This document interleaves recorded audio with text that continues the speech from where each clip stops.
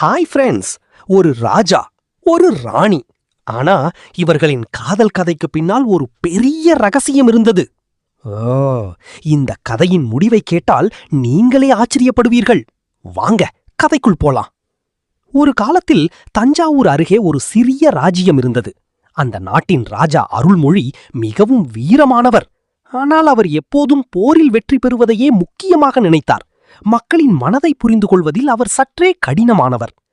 அந்த நாட்டின் ராணி மீனாட்சி மிகவும் புத்திசாலி. மக்களுக்கு என்ன தேவை என்று அறிந்து உதவி செய்வதில் அவள் ஆர்வம் கொண்டாள். ஒரு வருடம் மழை பெய்யாமல் நாட்டில் வறட்சி ஏற்பட்டது. மக்கள் தண்ணீர் இல்லாமல் துன்பப்பட்டனர். ராஜா புதிய படையை அமைக்க நினைத்தார். ஏனெனில் அண்டை நாடு தாக்கும் என்று பயந்தார். அப்போது ராணி சொன்னாள், மக்கள் மகிழ்ச்சியாக இருந்தால்தான் நாடு பாதுகாப்பாக இருக்கும். ராணியின் அறிவுரைப்படி ராஜா பெரிய ஏரியை தோண்டச் செய்தார். எல்லா கிராமங்களுக்கும் நீர் சென்றது. விவசாயம் மீண்டும் செழித்தது. மக்கள் ராஜாவை இன்னும் அதிகமாக நேசிக்கத் தொடங்கினர்.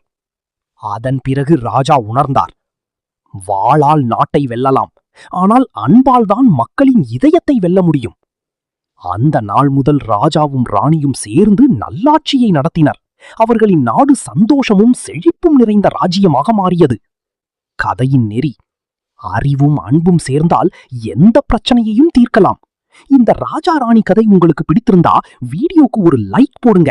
உங்க நண்பர்களுக்கும் ஷேர் பண்ணுங்க. இப்படிப்பட்ட இன்னும் சுவாரஸ்யமான கதைகளுக்கு கமெண்ட் பண்ணி உங்க கருத்தை சொல்லுங்க. மற்றும் நம்ம சேனலை சப்ஸ்கிரைப் பண்ண மறக்காதீங்க.